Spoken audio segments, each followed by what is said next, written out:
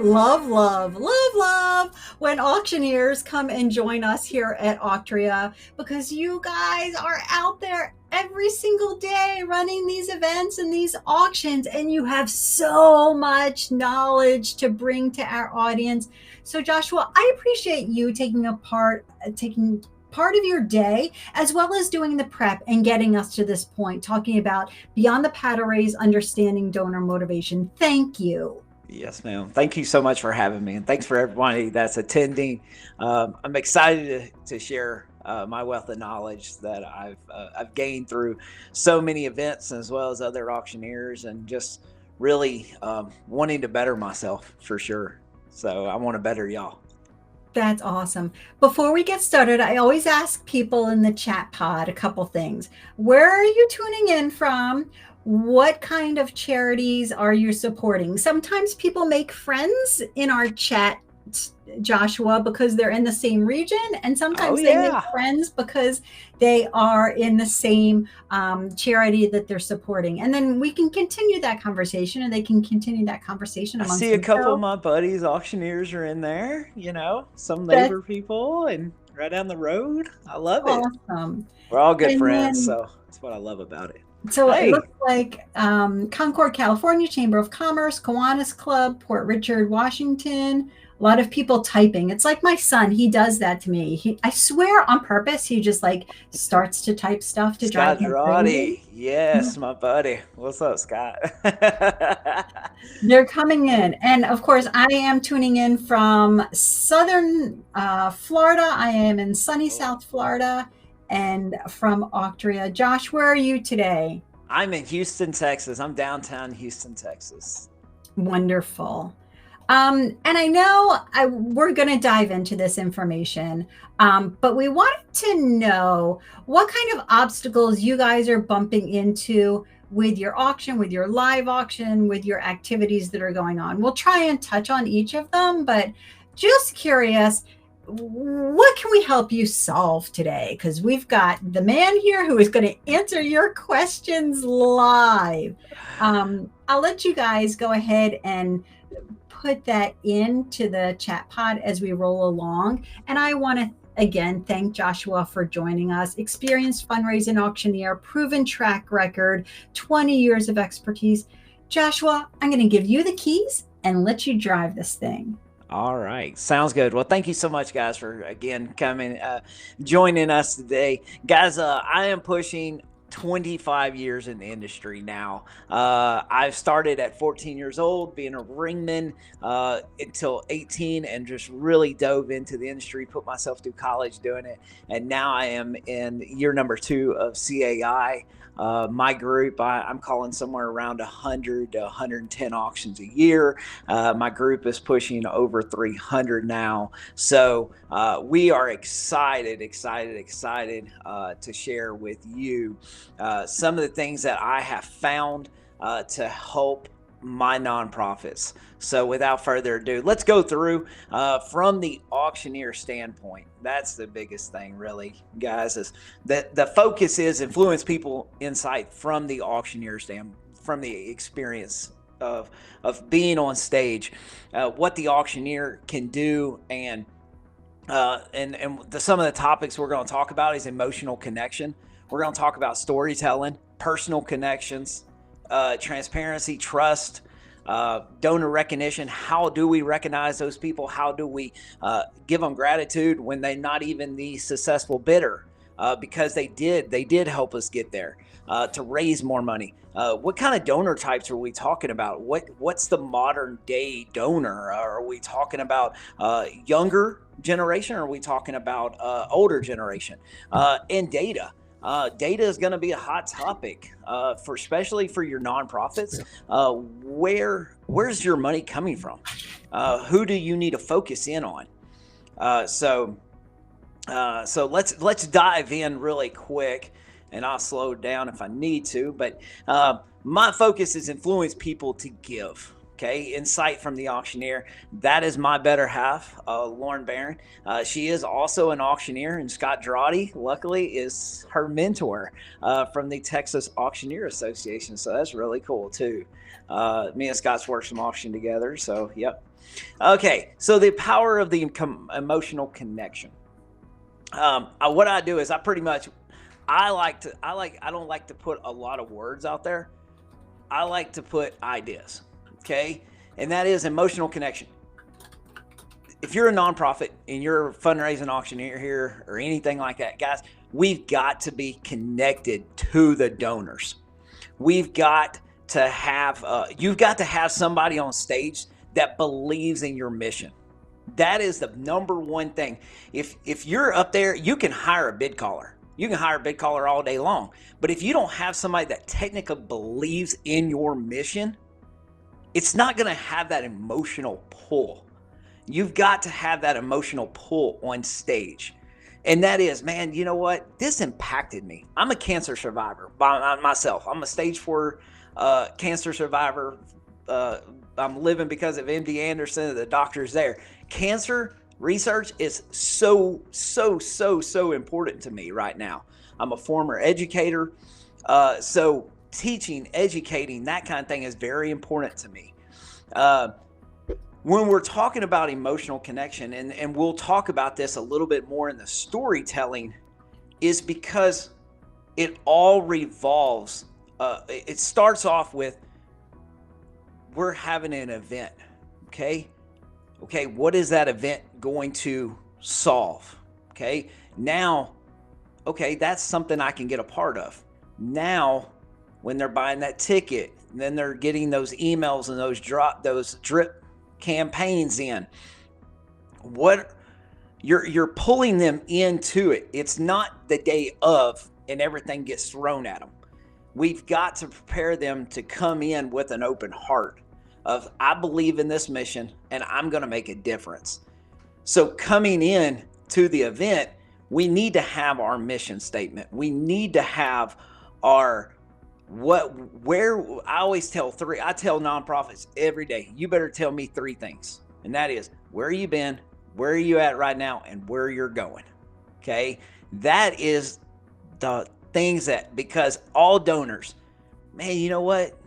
You've done a lot of good in the back. You've done a lot of good in the past. You're doing good now. How can I join your journey or continue my journey on to making the best nonprofit or making the biggest impact in my community? So we've got to notify all these donors of where we're going in.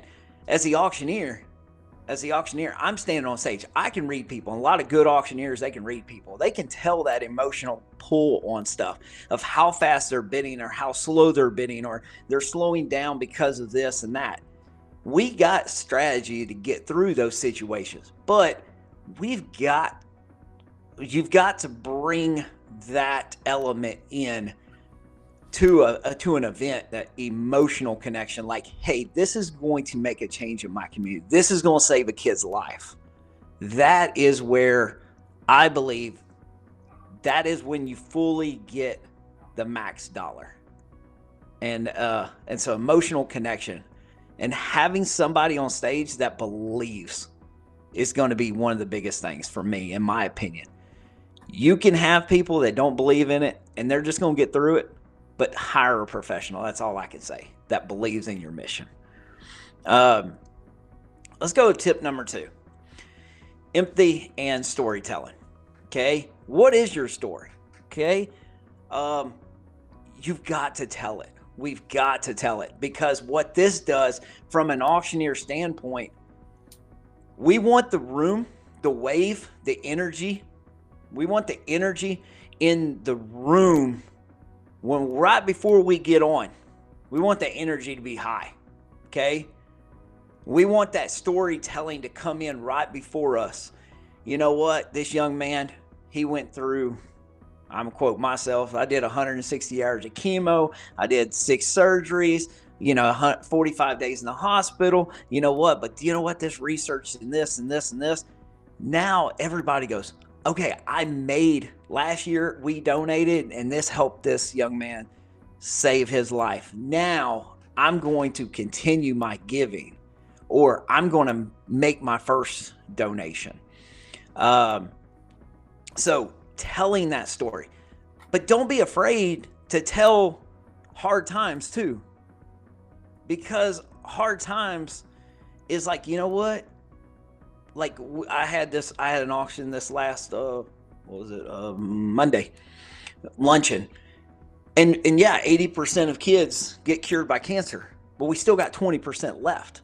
Tell that story. That's okay to tell the story, is Right. because that 20% is going to pull your emotion. Plus it's going to, we're going to beat that 20%. That's what we want. And having that storytelling building up. And when we get on stage and my ringmen are out in the crowd, they can feel that energy. And I understand that some are parties and we've got to cool down a little bit. But you know what? That if you tell the right story, it connects. It's all about that connecting. And to get that energy up, let us go into heads or tails, a little revenue booster right before, get the energy going. You can go into paddles up, or you can go right in live auction, paddles up at the end, whatever you want to do. But just to get that energy going. I call it the energy curve, because everybody's in, everybody's loving it, and go from there. But So Lori, in order to do that, you must talk to these organizations and ask them a whole lot of questions in I advance, do. right? You don't just I show do. up and No. hope the seats are filled and call things from the stage. I Right? averagely consult my nonprofit 6 to 8 hours before I stand on stage. I'm Say telling them that again. How much? 6 to 8 hours. I'm consulting them.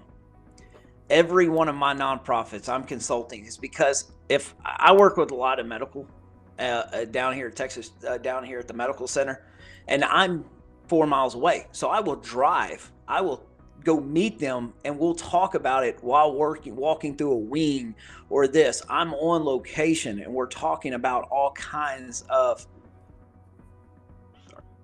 we're talking about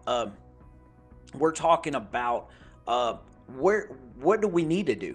You know, what do we need to do? How do we need to tell this story? We're working with videographers to tell this story. We're getting interviews with young and men and women and kids in a hospital bed, you know, and things like that. That's talking about that's where it hits.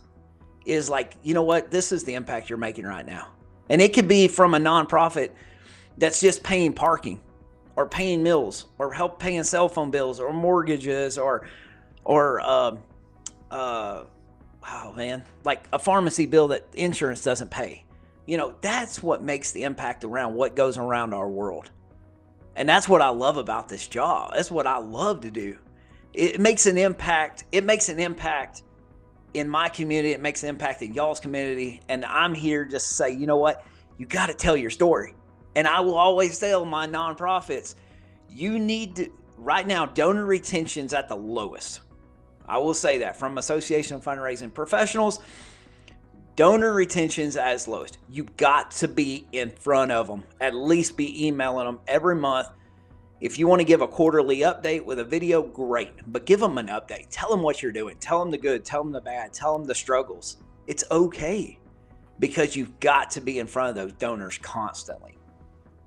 So yeah, that's to me, storytelling. You've got to get it. My rule, I kind of have a rule, I guess. I will always say when I'm looking at the storyline of not the storyline, but the timeline, I tell everybody, if you cannot tell your mission in 10 minutes or less, there's something wrong. That's video. That's the executive director talking. People's minds are so like, that's why Reels and TikTok has been so successful, because they hit you and they're gone. And so it's the same thing. You go in, you can talk for 10 minutes, get your video, get your energy, get on stage, raise your money. That's what I always have. Those are my tips that I always want to share. So, all right, here we go. Let's go to the next one. Personal connections. I will show up at least 2 hours early to an event. I meet with the executive directors. I've already met with them, but I will, any changes, anything like that, I'm doing a sound check. I'm meeting some of their major donors. I'm meeting politicians. I'm meeting celebrities. I'm meeting everybody that can play a factor in the energy in the room. Okay. So I want to meet. I want to shake hands. I want to say, hey, thank you so much. My ringmen are coming in probably an hour before the event, like that, or like hour and a half before the auction. I've already gave them a map and said, this is where you're going to stand.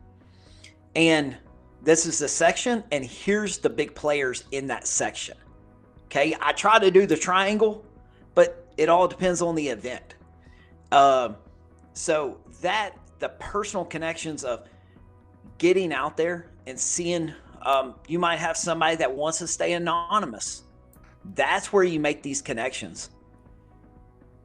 A lot of people will go, well, Miss Smith didn't raise her paddle. Well, Miss Smith didn't want to be anonymous. She wanted to be anonymous. She didn't want nobody to look at her. So you have to fill these people out. If they say, hey, Miss Smith's a big player. Hey, Miss Smith, how are you doing? And this and that. And I said, I'm the auctioneer. Go through. And if she says, I would like to remain anonymous, Miss Smith, where are you sitting at? And I mark that on that map. And I say, hey, there's a lady. Her bidder number is this. This is Miss Smith. Her bidder number is this. She's at this table. She's sitting towards your back right here. Anonymous. Okay.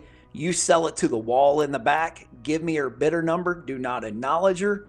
Don't push her. Just she'll tap on the table. Whatever it needs to be. Miss Smith is Miss Smith. Miss Smith's gonna raise money. She's gonna help us, but she wants to remain anonymous. Yes, ma'am. We'll do it. That's the connections that you're gonna make. But at the same time, a lot of donors will go, what else? What other things are y'all working on? And that's where you start getting more into, you start making these connections. And I'll say this to all your nonprofits down here. I'm in oil and gas country. Okay. Medical center. A lot of them corporations at least match, if not 2-time match your giving. Like for instance, Shell in October will 2 times it. Okay. So if they give 7,500, Shell's going to give 12,500. Okay. So 22,500 for one donation. So making those personal connections and going, hey, you know what? Here's this. And they're going, okay, they work for Chevron. They work for Halliburton. They work for Shell. They work for Enterprise. They work for ExxonMobil. And you start connecting them. That's where all your big giving gives too, guys. And that's the thing I always tell my people. You need to be out there. You need to be shaking hands. It's one night or golf tournament. Go play golf with them and be there with them and make that personal connection. It doesn't always have to be at work. Ask them about how their kid's doing. Make them feel welcome and make them feel like it's not about just donating money. Make them feel like you're a part of something great. So. Your local knowledge is so valuable, Joshua, because over amazing. here, I don't know anything from oil and gas. I'm in South Florida, but I'll tell you, I know that Wells Fargo does, match their donations. And, you have to know what's happening in your area in order to make an impact like that. And it sounds like the personal connections that you've made inside and outside the gala rooms and inside and outside the golf tournaments and inside and outside the hospitals has elevated these opportunities for people to give and maximize their giving.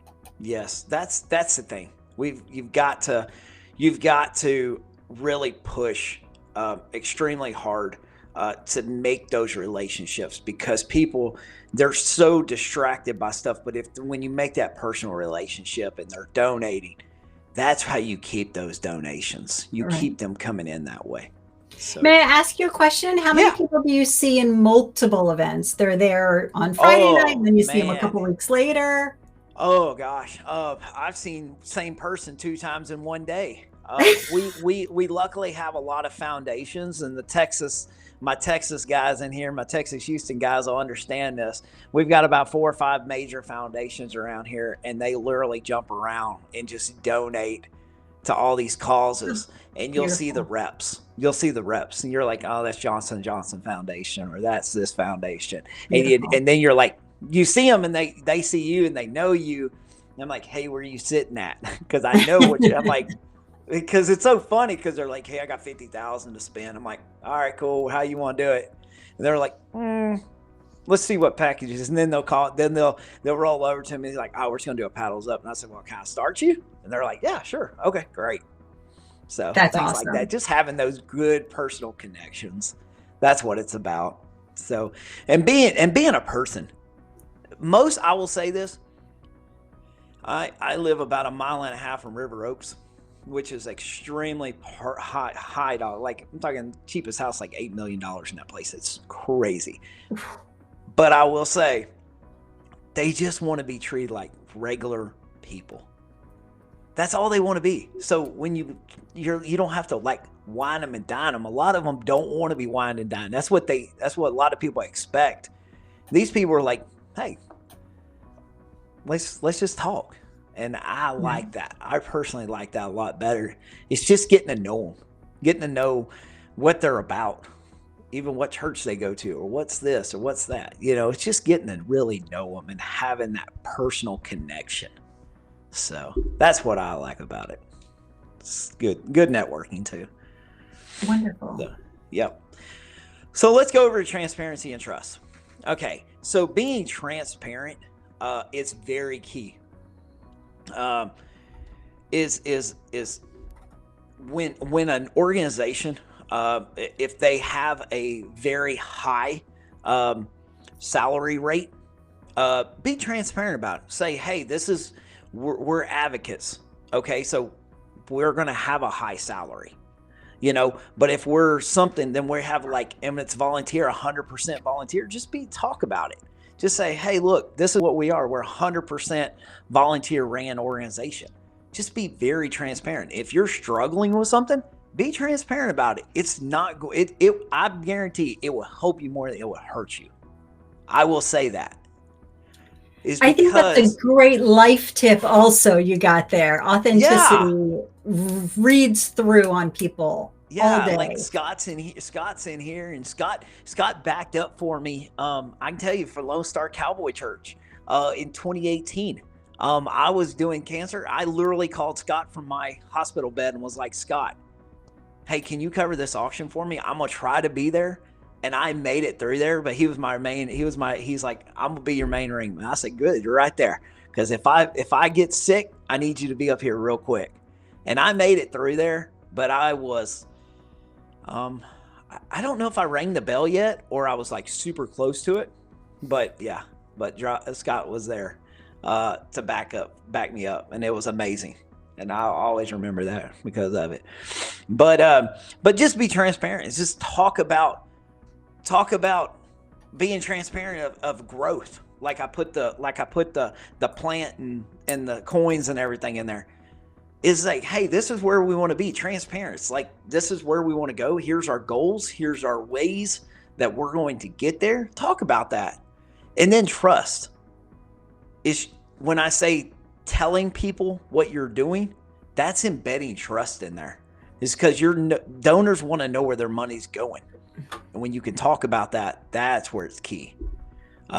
Being trust is like, hey, we're going to take this 100,000 and we're going to feed, 300,000 people. That's, it could be, you never know, but, or 100,000, you feed 50,000 people.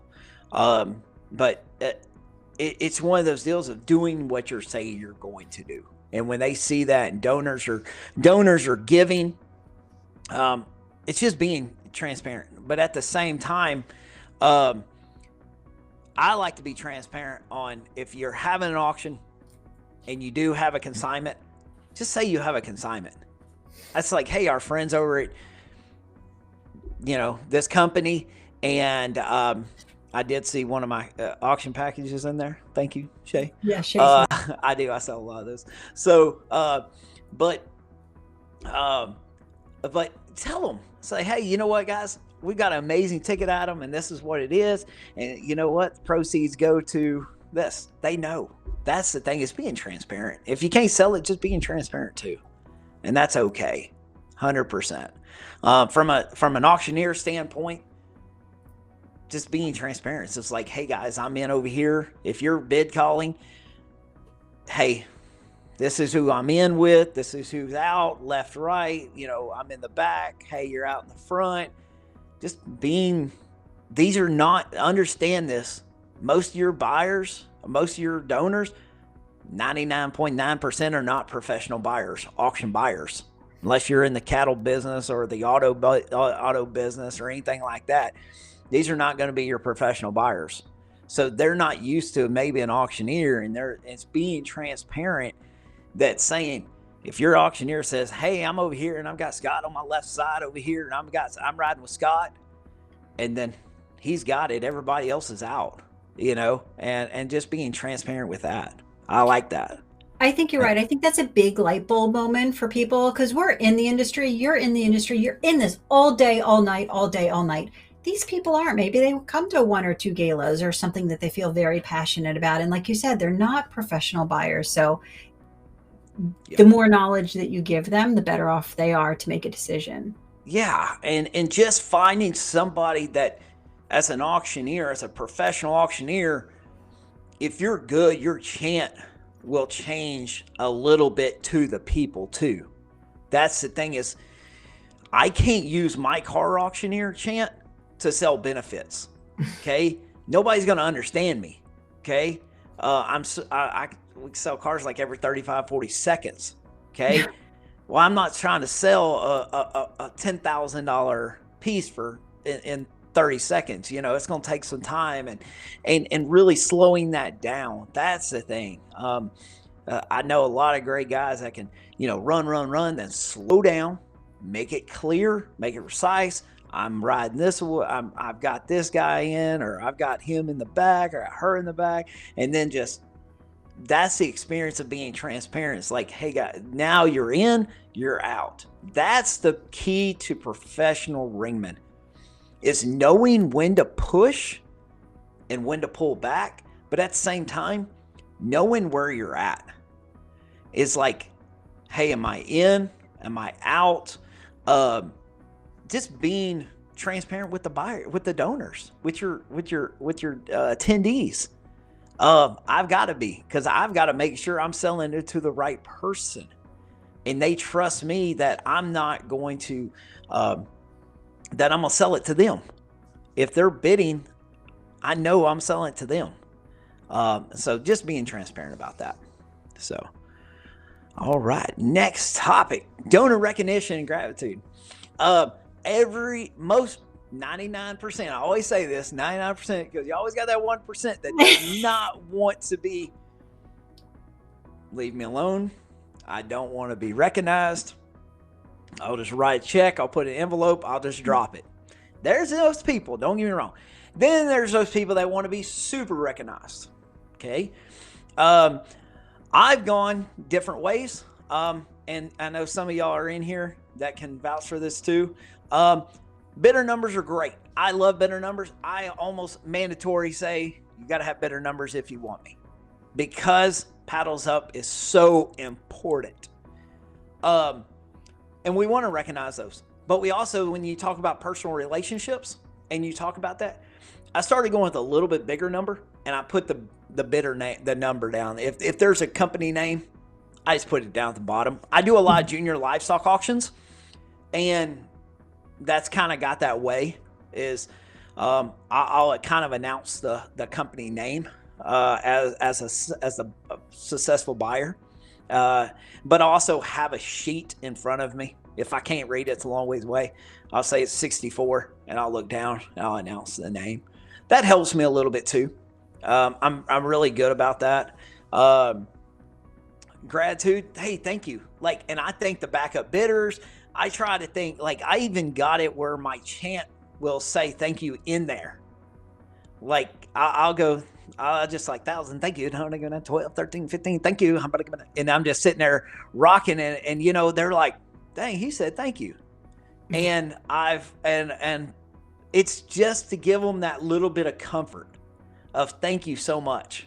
And, and, and, then there's that other part that people feel warm. They feel connected. They believe in the mission. They could bid more.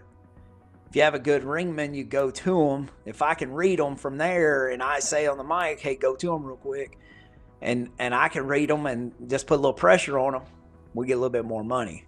But also there's people that I was like, you got to be hands off, and that's understandable, and stuff like that. So you kind of have to read your crowd.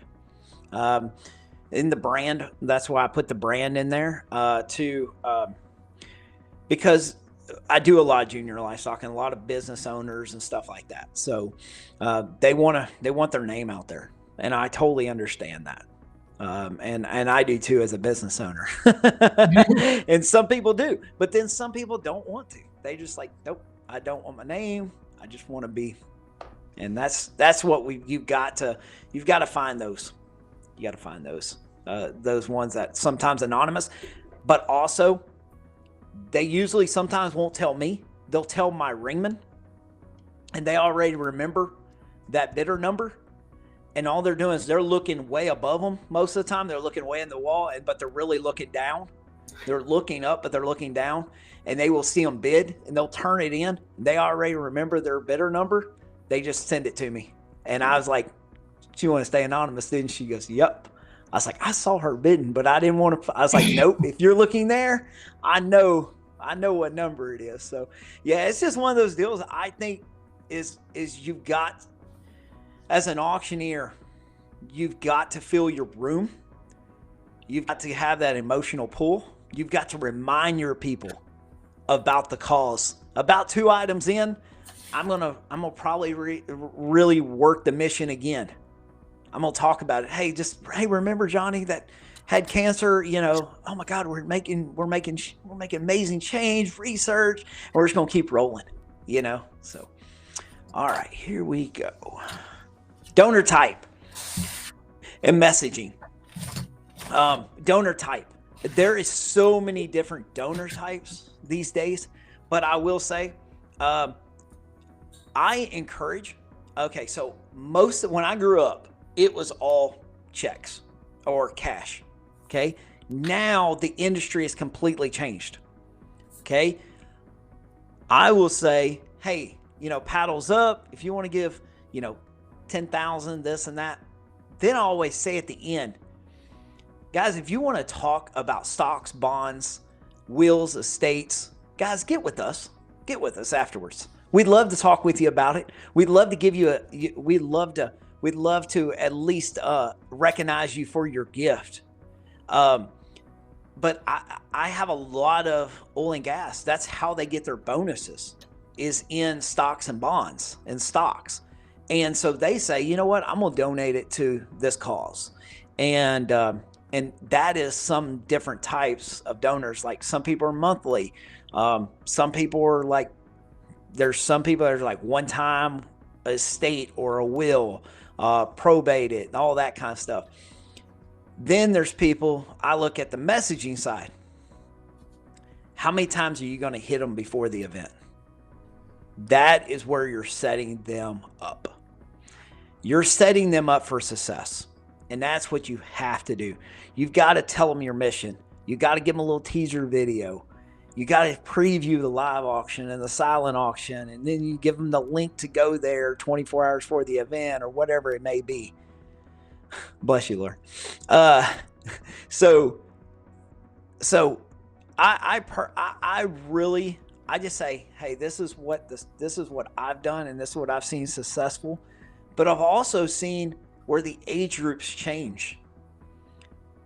Technology wise, if you're looking at a lot of senior living, it's going to go this way. If you're talking about the 20s and 30s, you're going to go this way. So little changes in there, but not much. There's not too much. You know, Joshua, people always ask us, how do I fill the seats? How do I get people to show up? People are worried about lower attendance these days. And it sounds like the donor types in the messaging is that precursor to filling those seats. Can you Yes, expand it upon that is. a little bit? Yeah, it is. So what I say is is full seats with the wrong people is not the best thing. Everybody says just fill the seats. Well, to me, fill in the seat with the right person. And that is, if you know you have a lot of great donors that have a common, they might all like golf. Okay. You might take them golfing and say, you know what? Hey, can you invite some of your people? Is because you've already found a common denominator above where your good donors are. Well, they probably have a network that you could say, hey, look, guys, I'd love to take y'all to lunch after we play. You know, hey, y'all know any other guys that would be interested in attending our events? And that helps so much. Is finding the common denominator when it comes to donor, and then working into that network. But inviting and encouraging. That's another thing, is when you're drip campaigning up to the event, just say, hey, would you invite your friends?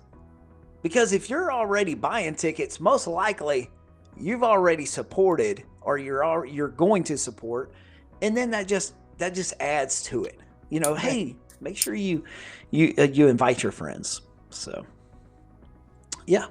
So Awesome. I love that. That's actually one of the features that I like about Octree. You can buy your tickets now and then send it to your friends later. You don't know who you're going to invite or who exactly, to include with so it. And easy. then you can shoot them their portal ticket.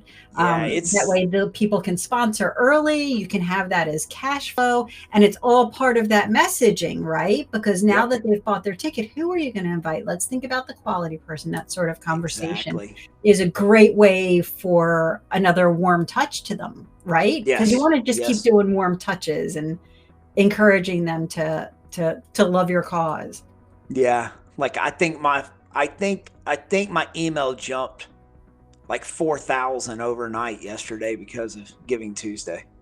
Like it was like every hour I was getting a wave of email. It was just like, I was like, oh my gosh.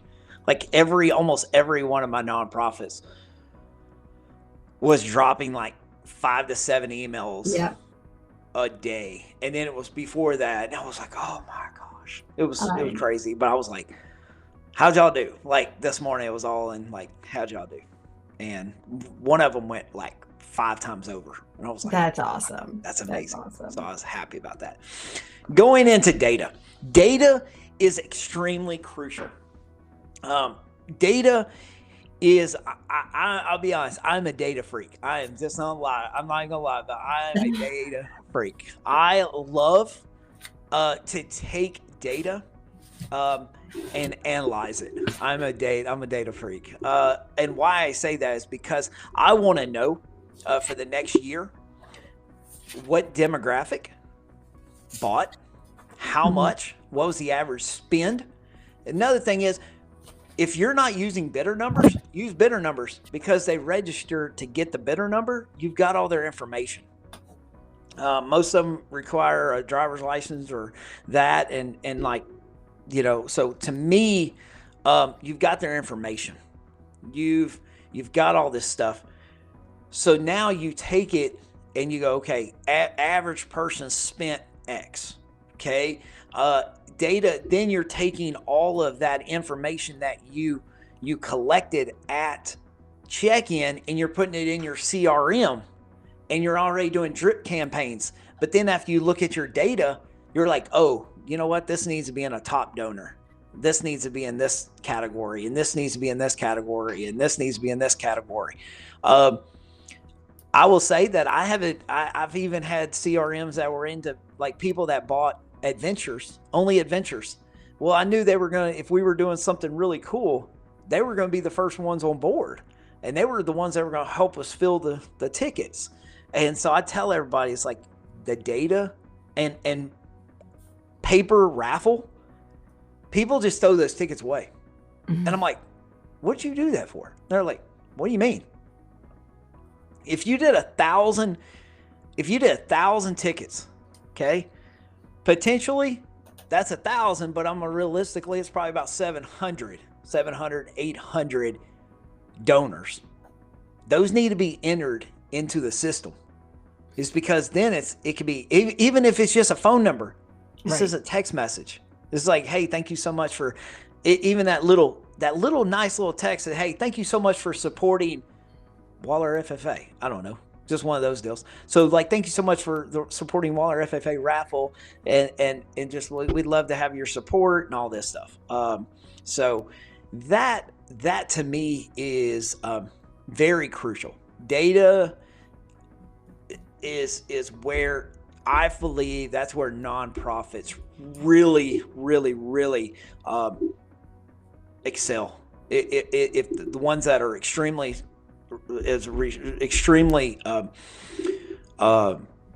not profitable, but they long revenue, like long-term investments and everything like that, longevity. Sorry, is to know how much they know, who their donor's employer is, so they can do match funds. There's all kinds of stuff that you can use with that data, and knowing, and then the next year, you know how to market, you know how many people you can fit in a room, you can do all kinds of stuff. I even everything from like surveys and all kinds. There's all kinds of stuff I've seen. But I honestly, I'm all about like volunteers. Like, hey, what do you think about this? Well, I didn't like this. I didn't like that. Or I write a post auction report that goes from audio to video to the atmosphere. Like, is the lights too dim? Is there a spotlight mice? And I have a contract that says no spotlight mice, but most people don't read it. But because I can't see my people out there, and so I was like, hey, just put lights down on me, I'm okay. But I understand it happens like that. Yeah, I'm just data is just the easiest thing I will say. If you got AI, I'm a big AI fan too. Is to go on there and just say, what kind of data does a nonprofit need? Right.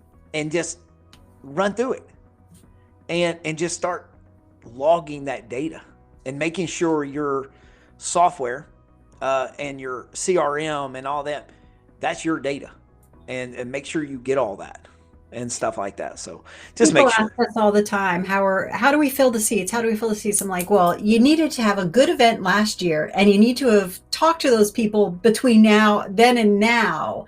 And Yes, this data is extremely valuable, it because is we talk about the purpose is to raise money, but it's also to raise awareness about your cause and 100%. continue that conversation.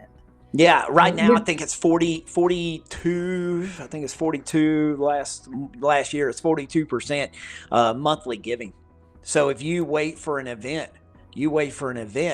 which is good. Events are great, but at the same time, you got to pay bills, and you got to have a good nonprofit and longevity and long-term investments and short-term investments and all that kind of stuff to be successful. And I think that's where you really make up the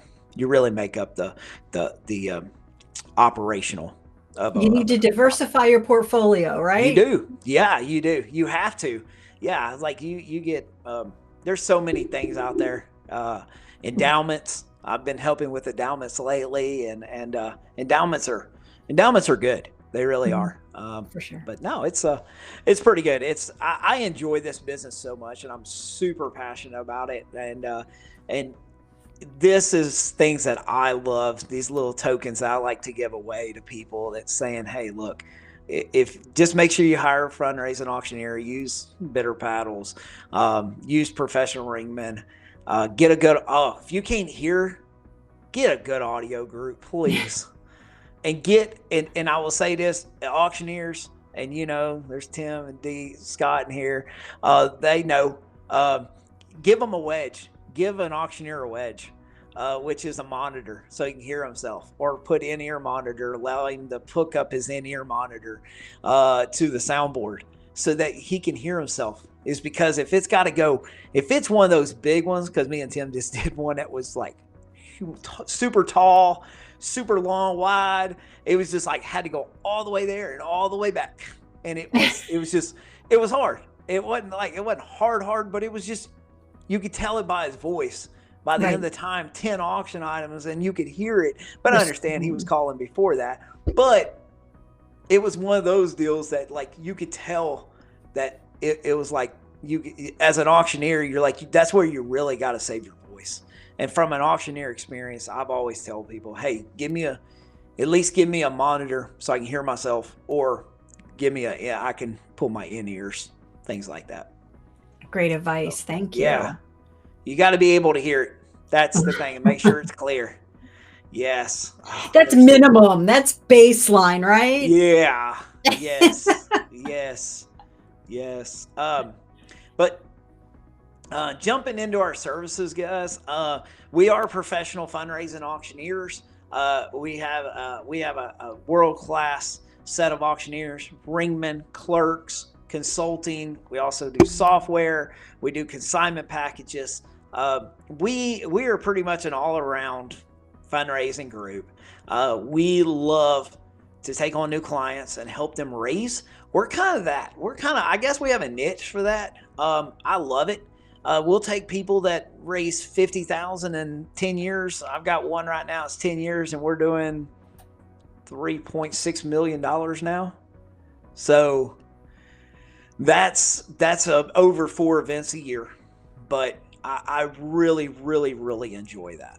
That's kind of my thing, is to help nonprofits grow and see the impact, because ultimately it's not about me. That's what I say. It's not about me. I don't want it to be about me. I want to be behind the stage. I was like, I'm up on stage, but I don't want it to be about me. I'm just, God's blessed us with an auctioneer, with an auction, with ability auctioneer. But it's about helping people. It's about making a better cause, and a better world. That's what it's about. So ultimately, I think that's all of us are in here, is to make a change in the world. That's what we're really for. And that's what our business does. We're based out of Houston, but we can work in a little over 30 states. Also, I have other auctioneers that are in other states that you do have to have those licenses, and we can handle. I can pretty much handle worldwide. So if you ever need me, my contact will be at the bottom. Pretty easy to find. Facebook or Instagram or that. But yeah, my number's right there, 713-702-1616. It's a pretty easy number to remember. Sold at rushauctioneers.com. So yeah, that's what we're doing. We'll say we are rebranding, but all those will still work. We are rebranding into a big auction group. So not no partnership, but just a different brand. Getting away from the name Rush. So that's not the bad thing, but it's great. It's going to be some amazing things that are coming on, and I'm super excited about that. And I'd love to, if anybody needs, even just needs a discovery call just to talk, just sure, give me a call. I'm so easy. You can text, call me. I'm so easy to get a hold to. So thank you so much. By the way, y'all got that, but y'all want to, Lori, you want to open it up, or are we really close? Yeah, for sure. Let me drop in my contact information. Yeah, there you go. Yeah. Of course, Auctria.com. You can stay in touch with us. I had mentioned earlier our Facebook group, Auction Team Talk. Joshua, are you on our Facebook page? I don't think I am. I didn't know. You need to hang out with us there. No, it is the nicest page on Facebook. There's all sorts of not-profit event planners, other software services, all sorts of people that are running event and auction fundraisers. There's over 1,000 people, 1,000 members in that group. And literally amazing. They all help each other out all the time. Heck yeah. Surveys all the time, right now. and posts. And you can always email us hello@auctioneer.com. Everybody will get a replay of this webinar, and we're more than happy to field any of your questions that you have here. Either drop it in the chat here, or if actually that's it, drop it. We're too big of a group to go live, so go ahead and drop the question in there. Josh, one of the questions that comes up, people ask us all the time, and I never know the answer. And you know what? You talk about, I'm going to pull this back up again, because you talk about our services, professional fundraising auctioneers. You guys are so much more than auctioneers. You are benefit event consultants. You know what I mean? It is not just an auctioneer. And I know that's the designation and the name, and, kind of comes under the umbrella, but that umbrella is so much larger than that. And this is such a great indicator of that. Yeah, I have a background. I have a background in video production as well as audio, visual arts, that kind of thing. So I grew up in church and doing cable live TV broadcast, and I started that super young, and I've got that background. But at the same time, I see it being a very, very big positive for auctions, and just going through and saying, hey, this isn't set up right, or this, and you're seeing that from so many events. That's the thing, is you get somebody that works, say for instance, 60, 70, 80 events a year, you're going to start seeing trends for dang sure. You're going to start seeing trends that work. And that's the thing, is like, I think even how cold it is or how hot it is in the room, how long the event is, man, I got some that go 5 hours. I'm like, man, y'all got to shut this thing down. Like, I need to be at the 2.5 hour mark. I don't care what you do afterwards, but I need to be at 2.5 hour mark. Right. Like, you've been drinking for 4 hours. I'm like, no, this ain't gonna work. So I always say 2 drinks good, 3 drinks ain't. It's a little bit of, it's pushing it there.